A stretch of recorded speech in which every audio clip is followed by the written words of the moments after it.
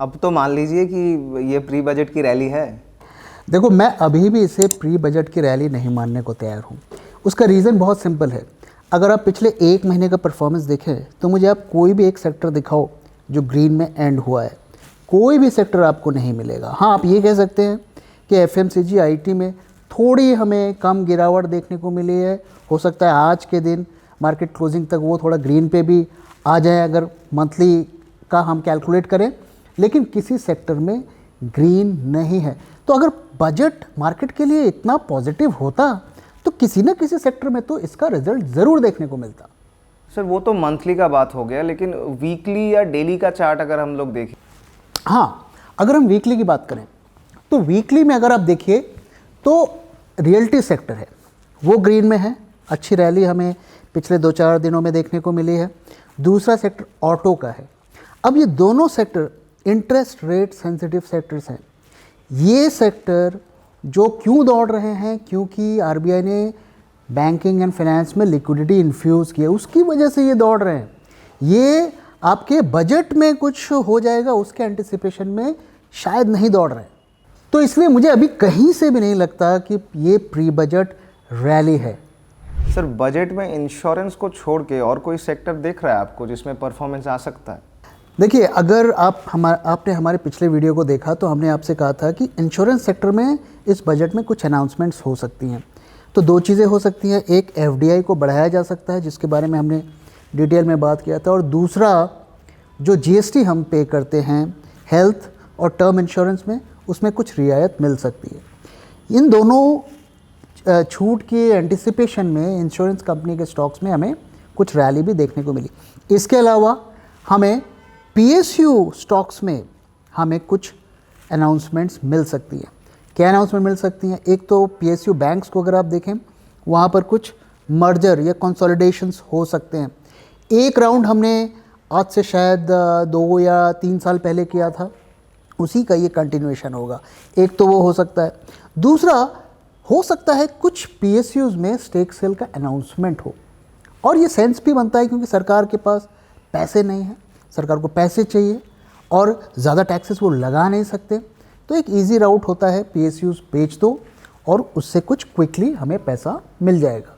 तो मोटा मोटा इस बजट में 3 हम फ़ायदे की उम्मीद कर सकते हैं, या 3 ऐसी चीज़ जिससे मार्केट को थोड़ा पुश मिलेगा उसकी उम्मीद कर सकते हैं। पहला, इंश्योरेंस सेक्टर में किसी तरीके की रियायत।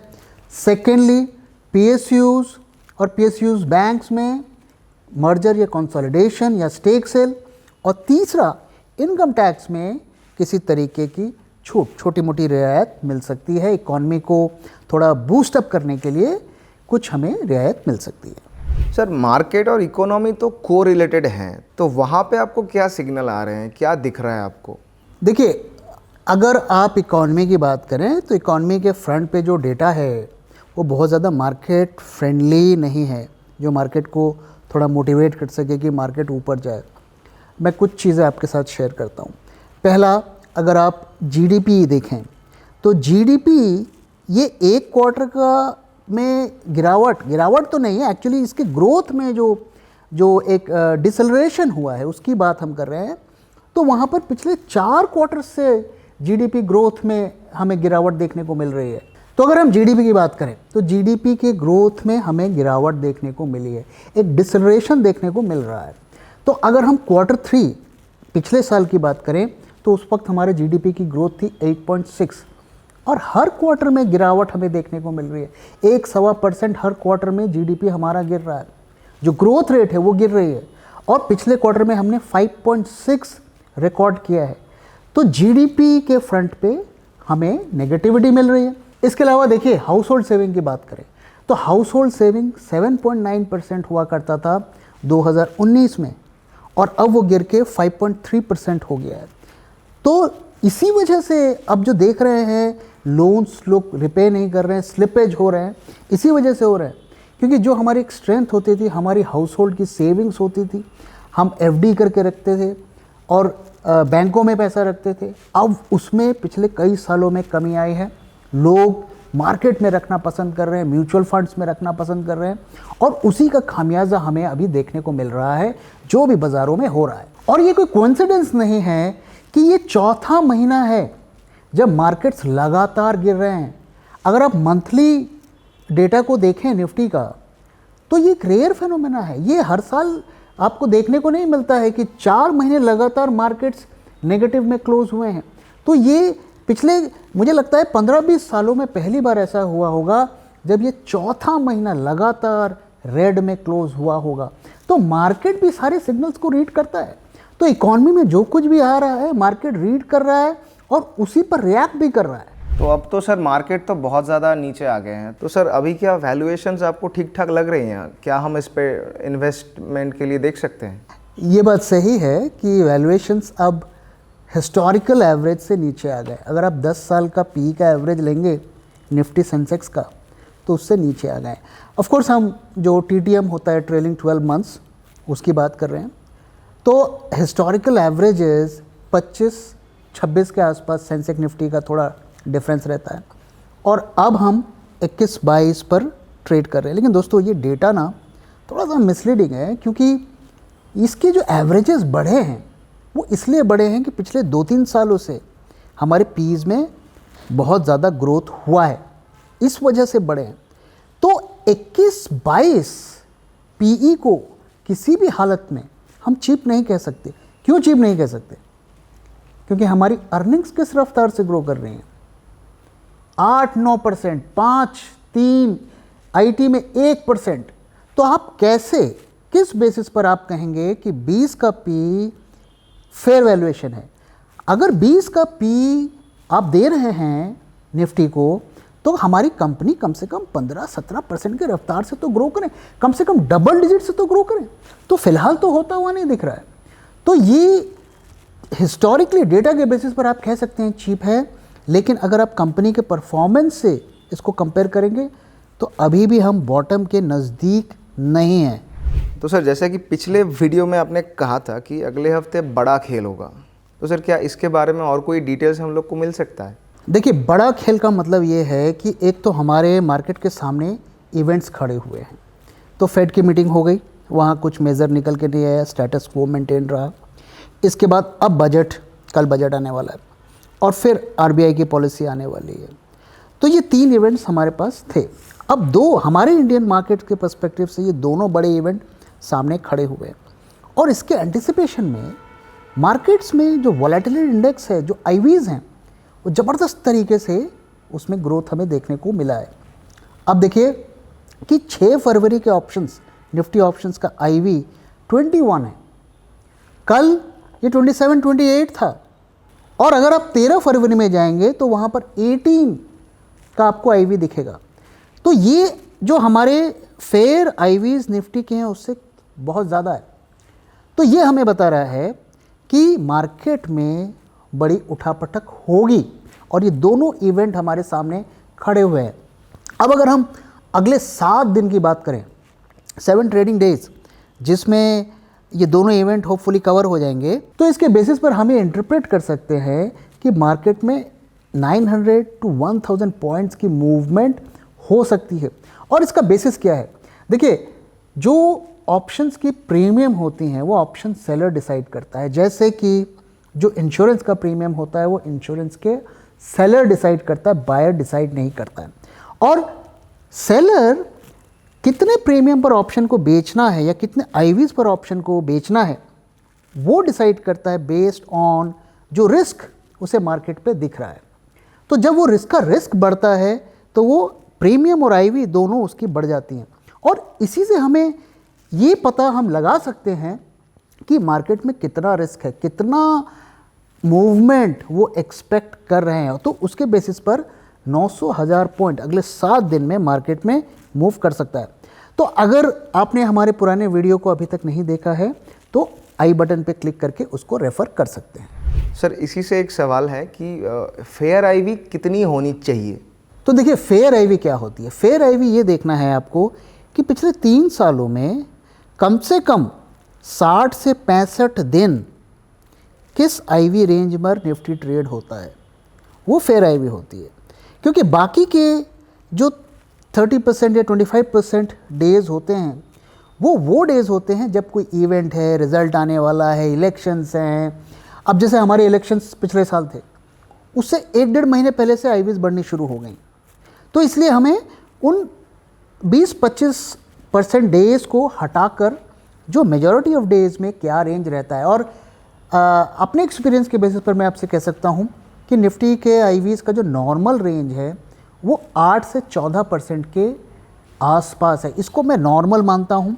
अगर इस रेंज में वो है तो इसी के बीच में यूजुअली रहता है, अनटिल अनलेस हमारे सामने कोई बड़ी खबर या इवेंट खड़ा हो। तो जब वो आता है तो फिर आईवीज़ में सडनली शार्प वो शूट अप कर जाती है। सर आपका एक सब्सक्राइबर है अब्दुल गफूर, तो इनका एक सवाल है कि sir ji please suggest, not a recommendation, ये आपसे रिकमेंडेशन नहीं मांग रहे, name of some of the best or most suitable mutual funds to invest lump sum in the present market situation, thank you. तो सर इसके बारे में कुछ। देखिए, लम्प सम अभी इन्वेस्ट करना तो थोड़ा सा देखिए रिस्की होगा मेरे ख्याल से, क्योंकि मुझे लगता नहीं है कि मार्केट की गिरावट अभी फ़िलहाल ख़त्म हुई है। अगर मार्केट को यहीं पर बॉटम बनाना है तो यहाँ पर उसको कंसोलिडेशन करना चाहिए। तो जब कंसोलिडेशन होगा तब आप ये कॉल ले सकते हैं। आपको हड़बड़ी में कोई डिसीजन नहीं लेना चाहिए। और अगर आप इन्वेस्ट करना ही चाहते हैं तो आप कुछ सेक्टोरल जो फंड्स हैं, स्पेशली मैं आपको कहूँगा कि कोई जो एमएनसी कंपनीज़ में जो फंड हेवी हैं, या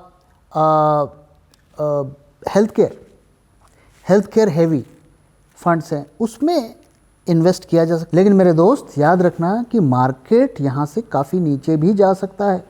तो क्या आप उस फॉल के लिए प्रिपेयर्ड हैं? क्या instead of putting your money lump sum आप उसे इंस्टॉलमेंट्स में करें कि मैं अभी थोड़ा लगाता हूँ और बाद में थोड़ा लगाऊँ? अगर आप पूरा का पूरा पैसा अभी लगाना चाहते हैं तो उतना ही लगाइए जितने का रिस्क आप ले सकते हैं, जिसको लॉन्ग टर्म के लिए आप ब्लॉक कर सकते हैं। तो सर इंडेक्स फंड या ईटीएफ की तरफ हम लोग देख सकते हैं? सेम आंसर कि आप अभी इंडेक्स हमारा 12-13% गिरा है, ओके, और इसमें अभी भी स्कोप है कि फर्दर और गिरेगा। तो अगर आप इंडेक्स फंड में इन्वेस्ट करना चाहते हैं, it's a good way to invest, पर ध्यान में रखिए बड़े क्रैशेस में, बड़ी गिरावट में इंडेक्स भी 40, 50, 60% गिरते हैं। तो इस बात को दिमाग में रखिए। तो इसलिए आप अगर हमारे वीडियोस को देख रहे हैं, मैं लगातार आपसे एक ही चीज़ को शेयर करता हूँ। आपको पैसे लगाने हैं मार्केट में, लगाइए, आज भी लगाने हैं, लगाइए, लेकिन नीचे के लेवल्स के लिए तैयार रहिए। डिनायल में मत रहिए कि इससे नीचे नहीं जाएगा या इससे नीचे तो जाएगा ही नहीं। आज से 6 महीने पहले कोई ये मानने को तैयार नहीं था कि ये मार्केट गिरेगा। कोई ये मानने को तैयार नहीं था कि स्टॉक्स 20%, 30% गिरेंगे। अब उनका वो भ्रम तो दूर हो गया। अब वो ये मान रहे हैं कि ठीक है, ये गिर गया, हो गया, अब थोड़ा बहुत और गिरेगा, 20,000 से नीचे थोड़ी जाएगा। कोई मार्केट में ऐसा रूल नहीं होता है कि यहाँ तक ही चढ़ेगा या यहाँ तक ही गिरेगा। तो इसलिए नीचे के लेवल्स के लिए हमें तैयार रहना है। सर एक और सब्सक्राइबर हैं आपके, अर्घ्या पाठक, तो इनका सवाल है कि मार्केट में बॉन्ड पे इन्वेस्ट हम लोगों को करना चाहिए या नहीं, और चाहिए तो वो किस तरीके का बॉन्ड हो, लाइक गवर्नमेंट सेक्टर हो गया, टी बिल हो गया, या गिल्ड फंड हो गया, या any type of mutual fund जिसमें हम लोग डाल सकते हैं, या फिर भारत बॉन्ड। तो सर इसमें क्या नज़रिया है आपका? देखिए, बॉन्ड्स जो होते हैं, बॉन्ड्स कई तरीके के होते हैं, उनके जो मैच्योरिटी बहुत अलग अलग तरीके की, अलग अलग ड्यूरेशन की होती है। बॉन्ड्स अगर सरकारी बॉन्ड्स हैं तो मान के चलिए वो सेफ़ हैं, आप उसमें आराम से लगा सकते हैं, लेकिन उसमें आपको रिटर्न्स कम मिलेंगे। जब बॉन्ड्स आपको ज़्यादा रिटर्न ऑफर करते हैं, इसका मतलब वहाँ पे रिस्क्स ज़्यादा होते हैं। कोई कंपनी आती है, उसको पैसे की ज़रूरत है, वो आईपीओ नहीं लाती है, वो बॉन्ड इशू कर देती है। बॉन्ड इशू करके मार्केट से पैसा उठा लेती है, उसको अपनी ज़रूरतों को पूरी कर लेती है, लेकिन उसे हर महीने इंटरेस्ट भी देना होता है। जब उसकी फाइनेंशियल कंडीशन ख़राब होती है तो इंटरेस्ट देना बंद कर देती है, जैसे बिग बाज़ार के केस में हुआ। उधार ले लेके कंपनी चल रही थी, अपना माल बेच रही थी, जब कोविड आया उनके सेल्स बंद हो गए और वो बॉन्ड की रिपेमेंट्स नहीं कर पा रहे थे, वो बॉन्ड्स डिफ़ॉल्ट हो गए। तो ये रिस्क को हमेशा ध्यान में रखिए। तो जब बॉन्ड में जितनी ज़्यादा सेफ्टी होगी, रिटर्न उतने ज़्यादा आपके कम हो जाएंगे। तो एफडी रिटर्न और बॉन्ड के रिटर्न्स को आप कंपेयर कर लीजिए, कितना टैक्स है, कितना रिटर्न है, और अगर आपको 1-2% भी ज़्यादा मिलता है तो उसको आप इवैल्यूएट कर सकते हैं। बॉन्ड की रेटिंग होती है, कोशिश करिए AAA जो बॉन्ड्स होते हैं उस रेटिंग के बॉन्ड्स में इन्वेस्ट करने की कोशिश करिए।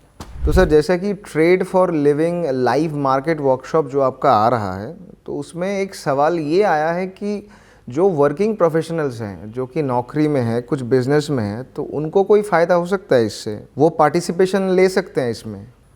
देखिए, मेजॉरिटी जो ट्रेडर्स होते हैं मार्केट में, इवन इन्वेस्टर्स होते हैं, उनका प्राइमरी बिजनेस कुछ और होता है। कोई जॉब में है, कोई सरकारी जॉब में है, कोई बिज़नेस कर रहा है, कोई दुकान पे बैठा है। तो उनकी एक प्रॉब्लम होती है, पहले ही तो ये प्रॉब्लम होती है कि भाई हम मार्केट तो नहीं देख पाएंगे, क्योंकि भाई उन्हें अपने काम करने हैं। दूसरा, उनको ये डर होता है कि मैंने पोजीशन को छोड़ी, कहीं उस पर बड़ा लॉस ना हो जाए। तो उसका सल्यूशन क्या है? तो इसका सल्यूशन है हेजिंग। जो हेजिंग स्ट्रैटेजीज होती हैं उसमें आप पोजीशंस को जब बनाते हैं, एक तो उसका रिस्क कितना होना है, डे 1 से आपको पता होता है कि भाई इसमें 3000 का ही रिस्क है। और दूसरा, उसमें कोई सडन शार्प मूवमेंट नहीं होता है। अगर 10% भी आपका स्टॉक गिर जाता है तो ऐसा नहीं है कि आपको बहुत लॉस हो जाएगा। तो अगर आपको ये पता है कि मुझे किस स्टॉक में पोजीशन स्ट्रैटेजी बनानी है, किस स्ट्राइक से बनानी है, उसमें रिस्क क्या है और कितना मूवमेंट होगा तो मुझे कितना प्रॉफिट या लॉस होगा, अगर वो सारी चीज़ों को आप कैलकुलेट कर सकते हैं तो आपके लिए इससे अच्छा कुछ नहीं है। और इसकी जो होल्डिंग पीरियड है, ऐसा भी नहीं है कि दिन में 3 बार आपको पोजीशंस कट करनी पड़ रही है या बनानी पड़ रही है। आप एक पोजीशंस को पे बनाते हैं कैलकुलेट करके, उसे 3-4 दिन होल्ड करते हैं। दिन में आपको 10-15 मिनट आपको देने हैं जस्ट टू वॉच, जो कि आप अपने मोबाइल पर भी देख सकते हैं, और उसके बेसिस पर आप एक्शन भी ले सकते हैं। तो सर, नियर टर्म में आपको क्या दिख रहा है मार्केट का, जैसा कि हम हर वीडियो में पूछते हैं? तो देखिए, नियर टर्म में बात करने से पहले मैं थोड़ा लॉन्ग टर्म की बात करता हूँ। तो लगातार मैं आपके साथ क्या शेयर कर रहा हूँ, और FIAs की सेलिंग भी उसी तरफ इशारा कर रही है कि अगर मीडियम टर्म में देखें, 2 से 3 महीने का इंटरवल में देखें, तो बेरिश सेटअप ही हमें दिख रहा है और मार्केट उसी तरफ जाता हुआ भी दिख रहा है। लेकिन अगर आप बहुत ही नियर टर्म में देखें, मैं कहता हूँ जब तक RBI पॉलिसी का अनाउंसमेंट नहीं होता है तब तक के मार्केट को देखें तो क्या दिखता है। तो पिछले वीडियो में भी मैंने आपके साथ शेयर किया था कि हमें बुलिश पोजीशंस बनती हुई दिख रही हैं। क्या वो लॉन्ग टर्म के लिए हैं, क्या वो सिर्फ इवेंट के लिए हैं, ये तो नहीं कहा जा सकता, लेकिन इसमें कोई डाउट नहीं है कि बुलिश पोजीशंस बन रही हैं। पिछले वीडियो में मैंने आपके साथ शेयर किया था। आज भी आप देखिए, निफ्टी, बैंक निफ्टी दोनों 250 पॉइंट्स आप है। और अगर मैं फ्रेश डेटा देखूं तो हमें क्या दिख रहा है? मैंने आपसे कहा कि IVs जो हैं 6 फरवरी के ऑप्शंस की देखें तो 21 IVs पर मार्केट ट्रेड हो रहा है। लेकिन वहाँ पर एक ख़ास बात है, जो कॉल के IVs है पुट के IVs से ज़्यादा हैं। यूजुअली जब इस तरीके की इवेंट्स होते हैं और बाज़ार को डर होता है, पुट्स की IVs 4-5% कॉल के IVs से ज़्यादा होती हैं। जबकि इस इवेंट में हमें उल्टा होता हुआ दिख रहा है, कॉल्स के IVs 2% ज़्यादा है पुट के IVs से। तो ये हमें बता रहा है कि मार्केट वॉलेटिलिटी तो एक्सपेक्ट कर रहा है, इसमें कोई डाउट नहीं है, लेकिन वो बुल साइड पे ज़्यादा वॉलेटिलिटी को एक्सपेक्ट कर रहा है। नियर टर्म का डेटा हमें यही कहानी बता रहा है। और वहीं हमारे इंडिकेटर BD फायर की बात करें तो वहाँ हमें क्या दिख रहा है? वहाँ पिछले वीडियो में मैंने आपसे कहा था कि ये इंडिकेटर क्लियरली बता रहा है कि शॉर्ट टर्म में बुलिश पोजीशंस बन रहे हैं। आप जाकर पुराने वीडियो को रेफ़र कर सकते हैं, और आज भी हमें बुलिश पोजीशंस बनती हुई दिख रही हैं। और एक और चीज़ को ध्यान में रखिए कि अगर बजट में कुछ नेगेटिव्स आते भी हैं, उसका रिएक्शन मार्केट में क्या होगा? तो उसका चांसेस है कि non banking finance stocks negatively react करेंगे, क्योंकि बैंकिंग फाइनेंस स्टॉक के पास एक होप और होगी, वो है CRR कट की, कि चलो ठीक है बजट में तो कुछ नहीं दिया, अगले हफ्ते शायद कुछ आ जाएगा। तो जब तक RBI पॉलिसी का अनाउंसमेंट नहीं होता है तब तक कम से कम बैंकिंग और फाइनेंस तो थोड़ा बुलिश मोड में ही रहने वाले हैं। और निफ्टी के स्टॉक्स तो देखिए टोटली बजट के ऊपर डिपेंडेंट है, अगर बजट में कुछ पॉजिटिव दे दिया तो वहाँ भी रैली होगी, अगर बजट ने डिसअपॉइंट किया तो भाई वहाँ तो गिरावट होने वाली है। लेकिन बैंकिंग स्टॉक्स के पास एक और होप होगा कि शायद अब RBI पॉलिसी में कुछ फ्रेश CRR कट्स हो जाए।